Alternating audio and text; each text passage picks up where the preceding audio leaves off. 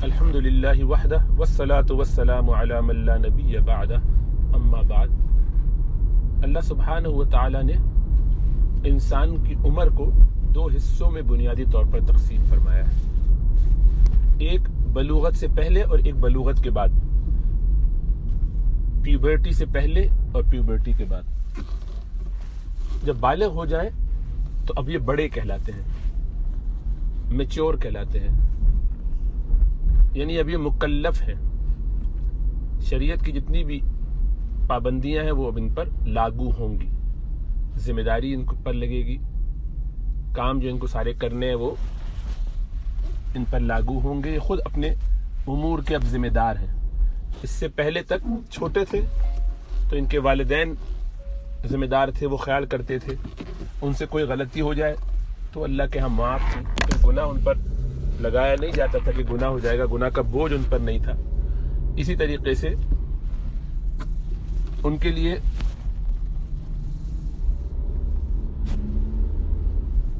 کوئی شریعت کی پابندی فرائض کی صورت میں بھی نہیں تھی، یعنی یہ کہ اگر یہ نماز نہیں پڑھتے تو اللہ کے یہاں سوال نہیں ہوگا جب تک بالغ نہ ہو جائیں۔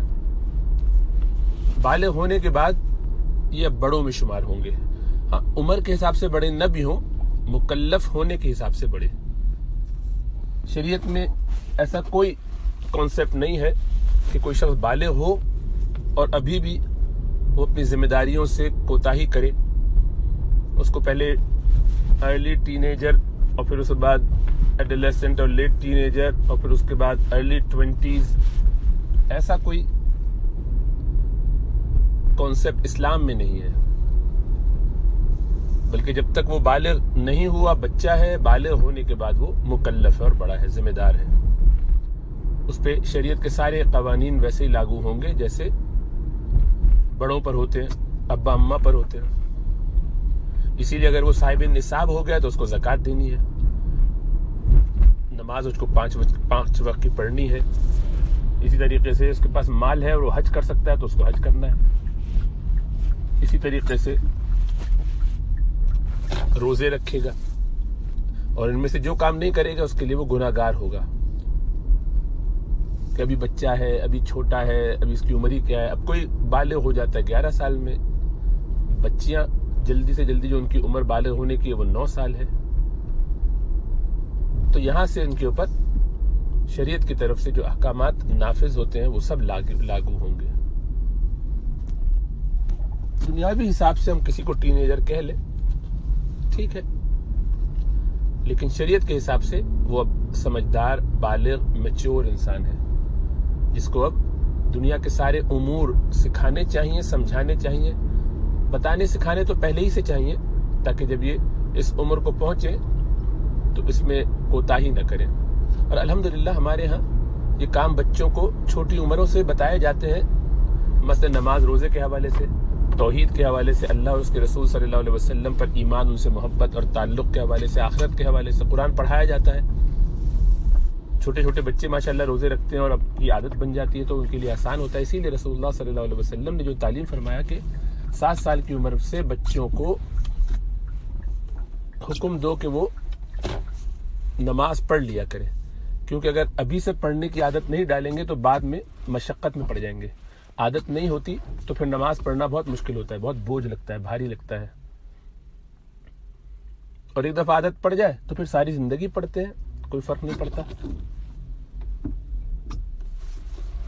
لیکن وہ مکلف بالغ ہونے کے بعد ہی ہوتے ہیں، یعنی یہ نہیں ہوتا کہ اگر 7 سال سے نماز پڑھنے کا کہا اور یہ کہا کہ 10 سال تک نہ پڑھے تو ان کو تھوڑی تنبیہ کی جائے، سرزنش کی جائے، سزا دی جائے۔ وہ اس وجہ سے نہیں ہے کہ ان پر نماز فرض ہے، اس لیے کہ ان کو ادب سکھانا ہے، تادیب سکھانا، مہذب بنانا ہے، ان کو طریقہ آئے، زندگی کیسے گزارنی ہے اس کا خیال لحاظ آئے، ایک سینس آف رسپانسبلٹی ان میں ڈیولپ ہو۔ دوسرا یہ کہ آپ کو یہ بھی سمجھ میں آ جائے کہ یہ مؤدب اس طور پر بھی ہے کہ مطیع فرمان ہے، بات ماننے والا ہے، اس میں اکڑ انا ضد نہیں ہے، تو وہ اس تنبیہ کے نتیجے میں ذرا اس کو سمجھ میں آئے گا کہ نہیں یہ معاملہ سیریس ہے، مجھے یہ کام کرنا ہے۔ اسی لیے 10 سال کی عمر میں جو فرمایا کہ پھر نماز نہ پڑھے تو اس کو تنبیہ کرو، اور بالغ ہو جائے گا تو ظاہر بات ہے اس پر وہ فرض ہے ہی، تو ایک عمومی بات فرما دی۔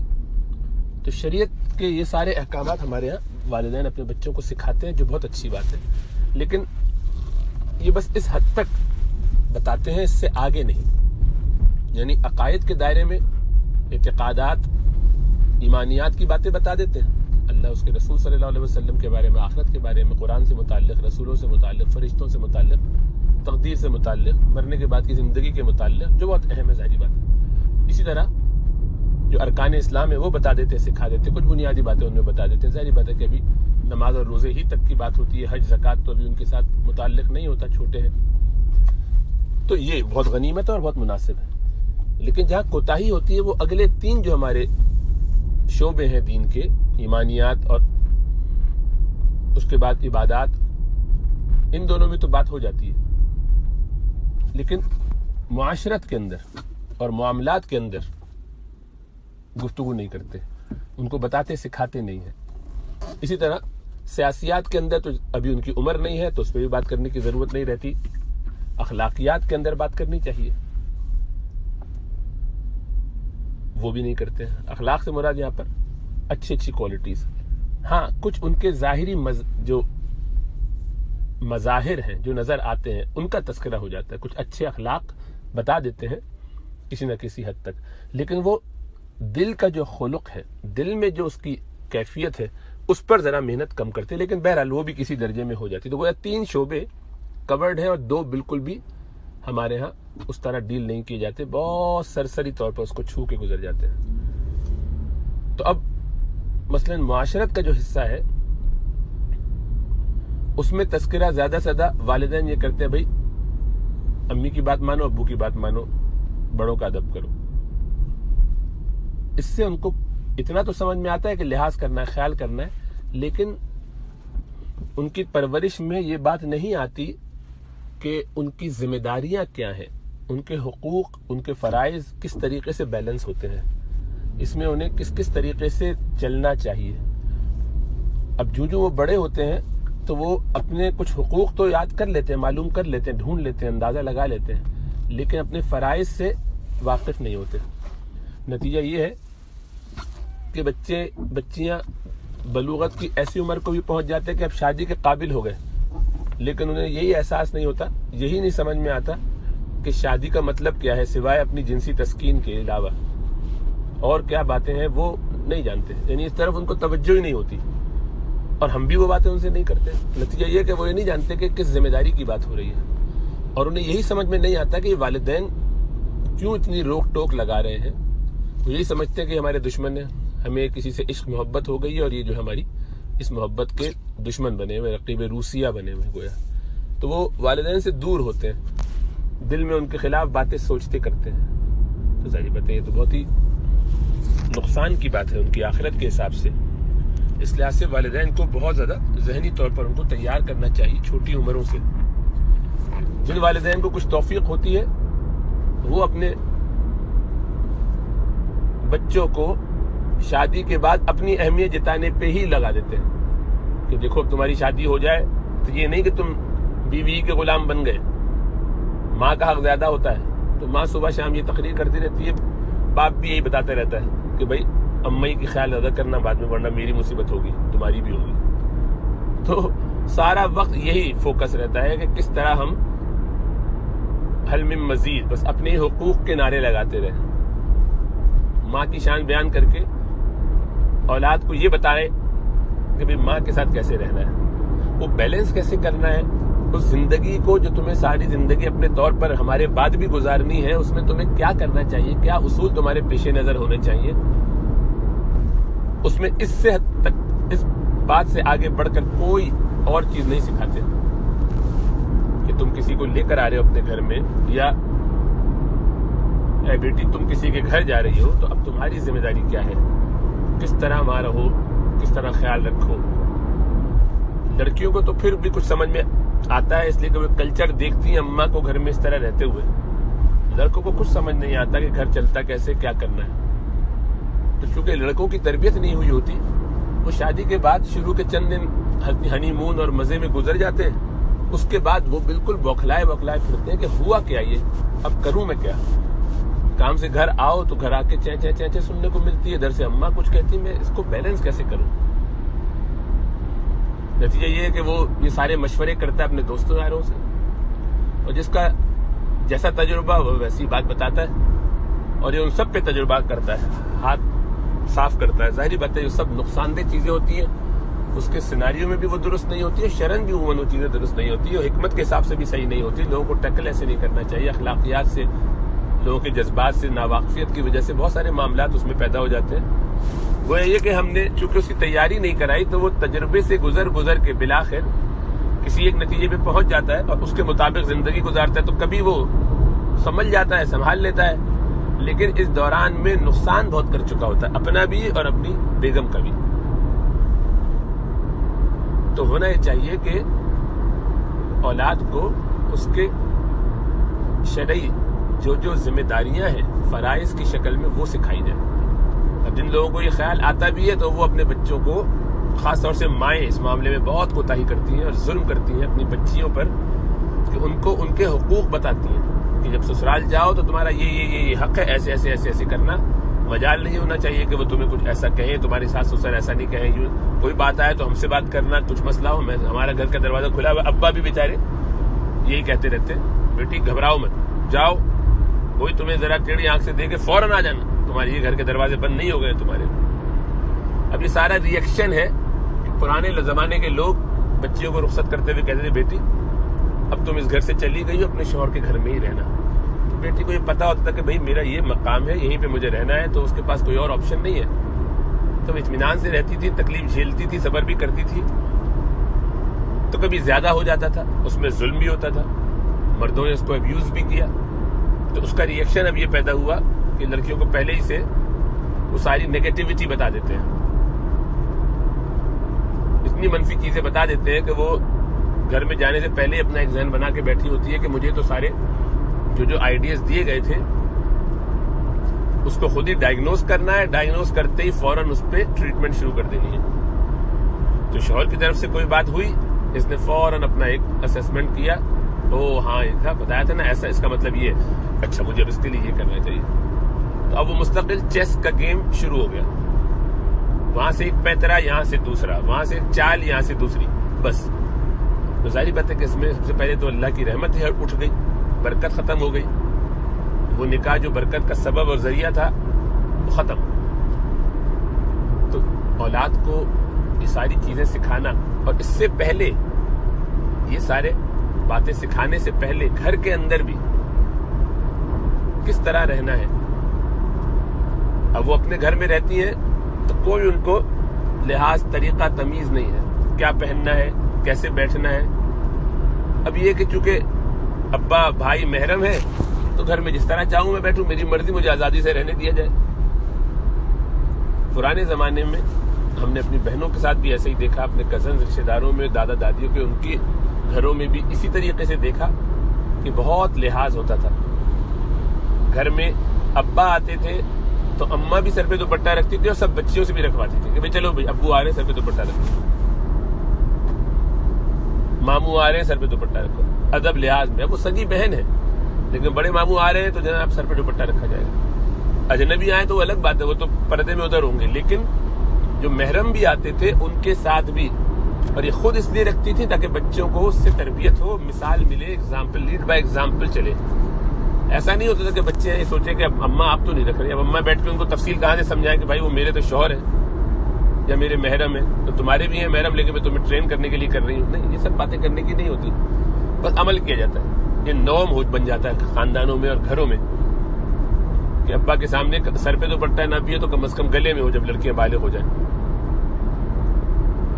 کہ جسم پورا اوپر بھی ایک چادر سے یا کسی دوپٹے سے کورڈ ہو. آئیڈیلی تو سر بھی کور ہو تو اچھا ہے، لیکن نہ ہو، اتنا ہو کم از کم. بھائیوں کے سامنے بھی کبھی اتنا بے محابہ نہ آئے جائیں. تو یہ ترتیب تھی، یہ کلچر تھا، اور اس کا فائدہ یہ ہوتا تھا کہ ہر قسم کے فتنوں سے روک ہو جاتی تھی، منیمائز. اکا دکا کوئی واقعہ آپ کو ملے گا لاکھوں میں. اور اب یہ خرابیاں پھیل رہی ہیں، بڑھ رہی ہیں. اور اب تو یورپ کے ایک دو ممالک نے باقاعدہ انسیسٹ کو، یعنی بھائی بہن کی شادی کو لیگلائز کر دیا ہے. تو اب آپ دیکھیں گا آگے کیا کیا کچھ ہوتا ہے. تو اسی لیے جو ہمارے بڑوں کے طریقے تھے وہ انہوں نے خود نہیں ایجاد کیے تھے، یہ علماء کی طرف سے تعلیم آتی تھی، یہ سنتے تھے، عمل کر کے آ جاتے تھے. یہ مسجدوں میں بیانات میں سنتے تھے، اس کے مطابق گھر میں ایک اصول بن جاتا تھا، بچپن سے ایسے ہی دیکھا تو پھر ایسے ہی ہونے لگتا تھا، اگلی نسلوں میں وہ چلتا رہا کئی سالوں تک۔ اب ظاہری بات ہے دنیا پوری پلٹ گئی ہے، تو اب لوگ یہ دیکھتے ہیں کہ ان میں سے کرنا ضروری کیا ہے، فرض کیا ہے، جو فرض نہیں ہو میں نہیں کروں گا، میں اضافی کام کیوں کروں جس کی گنجائش یہ سب کلچر کا حصہ ہے۔ وہ ایسا کلچر تھا کہ آج بھی جو گھریلو قسم کی خواتین ہیں ہند کے اندر، انڈیا کے اندر، ہندو ہوں تب بھی، سکھ ہوں تب بھی، ان کے ہاں بھی اسی طرح سے کورڈ کیا جاتا تھا، سر پہ دوپٹہ بھی رکھا جاتا تھا۔ یہ سارا لحاظ مسلمانوں کے در کی 900 سالہ تہذیب کے نتیجے میں وہاں پہ ان کی حکومت تھی، اس کی وجہ سے وہ پورا کلچر چلتا رہا کہ بھئی یہ لحاظ ہے۔ اتنے مثبت اثرات ہوتے ہیں معاشرے میں، حیا کی باتیں، بے حیائی سے بچنا، یہ سارے لحاظ خیال کیے جاتے تھے۔ تنہائیوں میں کچھ گڑبڑیں ہوتی بھی ہوں گی، ہر جگہ ہی ہوتی ہیں، ہر معاشرے میں ہوتی ہیں، لیکن وہ بہت ہی آٹے میں نمک کی طرح، بہت معمولی، نیگلیجبل جسے کہنا چاہیے، لیکن بہرحال اس پہ بھی سد باب کی باتیں ہوا کرتی ہیں۔ اب یہ ہے کہ جس طرح سے چیزیں پھیل رہی ہیں، اس میں دوبارہ اس کو ریوائیو کرنے کی ضرورت ہے۔ حیا کے ساتھ اللہ کے رسول صلی اللہ علیہ وسلم فرماتے ہیں کہ الحیاء لا یأتی الا بخیر، حیا تو بھلائی ہی بھلائی لاتی ہے، اس سے خیر ہی خیر پھیلتا ہے۔ اور اسی لیے دوسری حدیث میں آپ نے فرمایا کہ جس میں حیا نہ ہو، بلکہ پچھلی صحیفوں کی بھی بات ہے، پچھلے انبیاء کی بھی تعلیمات میں سے ہے، ان لم تستحی فاصنع ما شئت، اگر تجھ میں حیا نہیں رہ گئی ہے تو تو جو چاہے کر، پھر کیا کرے گا، جو چاہے گا کرے گا، حیا ہی تو روکتی ہے۔ تو حیا کا دامن تار تار اب جیسا ہو گیا ہے دنیا میں، تو دیکھیں کہ کیا کیا کچھ نہیں ہو رہا،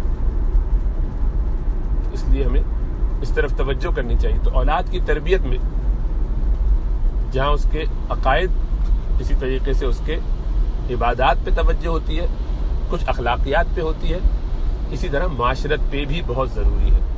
زندگی اچھی گزارنے میں یہ بہت ضروری ہے کہ ہمارا آپس میں معاملہ کیسے ہے۔ اپنی انڈیویجول لائف میں، اپنی انفرادی زندگی میں کوئی بھی آدمی بہت اچھا گزار سکتا ہے، لیکن دوسروں کو برتنے کی، دوسروں کی تکلیف پہ صبر کرنے کی، یہ اخلاقیات ہے، یہ اصل ہے۔ اخلاقیات کا مطلب یہ ہوتا ہے کہ دل پاک صاف ہو، لوگوں کے لیے خیر خواہی کا جذبہ ہو، دل میں اخلاص ہو، کینہ و کپٹ نہ ہو، نفرت اور بغض و عناد نہ ہو، لوگوں کے لیے اچھے جذبات ہوں، اللہ کی نعمتوں پر شکر، اور جو نہ ملا ہو اس پر ناشکرا پن نہ ہو، اور اسی طریقے سے حسد نہ ہو دوسروں کی نعمتیں دیکھ دیکھ کر، جو مل گیا اس پر اکڑ تکبر نہ ہو،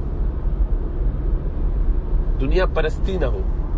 یہ ساری جو اخلاقی بیماریاں ہیں، یہ روحانی بیماریاں، یہ ہے اصل اخلاقیات کا موضوع۔ اور اس کے پھر بہت سارے مظاہر ہوتے ہیں جو باہر نظر آتے ہیں، کہ آپ اس میں کرٹیسی سے بات بھی کریں، اچھے انداز سے گفتگو بھی کریں، لحاظ بھی کریں، کچھ باتوں کو کیسے سمجھانا ہے، معاملات کیسے کرنے، وہ سب اپنی جگہ، آپ جناب کر کے بات کریں، وہ سب اپنی جگہ، وہ سب اچھی، یہ سب مظاہر ہیں۔ دل میں اگر صحیح سے اخلاص کے ساتھ مثبت جذبات ہوں، ورنہ اندر کچھ ہے اور باہر کچھ، تو یہ سب تو منافقت ہے۔ اس کو شریعت ریکگنائز نہیں کرتی، بلکہ اس کو نفاق کہہ کے، اس پہ تو سخت وعیدیں ہیں، اندر سے چڑھتے ہیں اور منہ پہ بڑا میٹھا میٹھا بات کر رہے ہیں، سامنے بات بہت اچھی کرتے ہیں، لیکن اندر نفرت کا ایک پورا الاؤ جل رہا ہے۔ یہ نفاق اور دھوکہ ہے، اس کو شریعت پسند نہیں کرتی۔ تو اخلاقیات کا یہ جتنے بھی اچھے اچھے اخلاق ہوتے ہیں، یہ سب دل کے اندر اس کی آبیاری کرنی پڑتی ہے۔ آہستہ آہستہ بچوں کا یہ مزاج بنانا چاہیے، اپنا بھی مزاج بنانا چاہیے، اور ان تمام امور کو اس طور پر سمجھ میں آ جائے گا کہ مجھے اس سچویشن میں کیا کروں کہ اللہ مجھ سے راضی ہو۔ معیار اگر اس کو بنا لیں تو آپ کو خود سمجھ میں آ جائے گا کہ کس وقت کیا کرنا چاہیے۔ یہاں معیار یہ ہوتا ہے کہ میں کس طرح سے کیا حاصل کر لوں۔ ہمارے آپ کے کرنے کا تو کچھ بھی نہیں ہے، تو سب اللہ کے کرنے سے ہوتا ہے۔ ہماری آپ کی محنت سے کیا ہوتا ہے؟ وہی ہوتا ہے جو منظور خدا ہوتا ہے، کہا جاتا ہے نا، اللہ جو چاہتے ہیں وہ ہوتا ہے۔ اور اللہ سبحانہ و تعالی ہمیں جن جن راستوں کی طرف رہنمائی فرماتے ہیں قرآن میں یا رسول اللہ صلی اللہ علیہ وسلم کے ذریعے احادیث کے اندر، بس اس کے مطابق زندگی گزارے آدمی، اور ڈھونڈے یعنی ایک لمحے کو سوچے کہ میرا اس وقت یہ کرنے کا دل چاہ رہا ہے، لیکن میں اگر ایسا کروں تو کیا اللہ اس سے راضی ہوں گے؟ مجھے اس وقت یہ سمجھ میں آ رہی ہے بات، مجھے غصے میں یہ بات کہنے کا دل چاہ رہا ہے، لیکن کیا ایسا کہوں تو اس سے اللہ راضی ہوں گے یا نہیں ہوں گے؟ خود ہی پتہ چل جائے گا۔ استفتی قلبک، اپنے دل سے پوچھو تو دل بتائے گا کہ نہیں، اس وقت مجھے یہ کرنے سے اللہ زیادہ خوش ہوگا اور یہ نہ کرنے سے اللہ خوش ہوگا، تو یہ بس وہی کرنا ہے جو میرا رب چاہتا ہے، مجھے وہ کرنا ہے۔ اگر اپنے آپ کو اس کے لیے آدمی تیار کر لے تو پھر دیکھیے کہ کیسے اللہ سبحانہ و تعالیٰ آپ کی رہنمائی بھی کریں گے۔ آپ کو خود لگے گا کہ اچھا مجھے تو یہ بات اب تک سمجھ میں نہیں آ رہی تھی، یہ کیسے ہوگا، یہ اچانک سے کیا ہو گیا؟ ہوگا اور بہت ہوگا۔ اللہ میں سمجھ اور شعور عطا فرمائے۔ تو بہرحال اولاد کی تربیت میں ان تمام امور کو بہت زیادہ دخل ہے، ان کی طرف توجہ کرنی چاہیے، اچھے اچھے ان کے ذہن بنانے چاہیے، حقوق لینے والا نہیں بنانا چاہیے بلکہ حقوق ادا کرنے والا، دوسروں کے حقوق ادا کرنے والا، یعنی اپنے فرائض پورے کرنے والا بنانا چاہیے۔ یہ جذبہ ہوگا تو یہاں دنیا میں بظاہر آپ کو لگے کہ لوگ ابیوز کر رہے ہیں اور ان کا تو بیچارے یہ تو لگے رہتے ہیں خدمت میں، انہیں کوئی پوچھتا نہیں، کوئی بات نہیں۔ ہم لوگوں سے پوچھوانے کے لیے نہیں آئے دنیا میں، ہم اللہ سے حاصل کریں گے جو کچھ ہمیں چاہیے، اللہ دے دیں گے، اللہ دلائیں گے۔ اللہ مظلوموں کے ساتھ ہوتے ہیں، تو اس لیے ظالم بننے کے مقابلے میں مظلوم بننا بہتر ہے، قابیل کے مقابلے میں حابیل بن جانا زیادہ بہتر ہے۔ سگے بھائیوں کے درمیان بھی ہاتھ اٹھا کے اپنا بدلہ لینے کی گنجائش ہے جہاں کوئی ظلم کرے، لیکن اس میں اگر زیادتی کا امکان ہو تو پھر بچنا چاہیے، کہ ایسا نہ ہو کہ میں نے زیادتی کر دی اور لینے کے دینے پڑ جائیں۔ اللہ ہمیں سمجھ اور شعور عطا فرمائے۔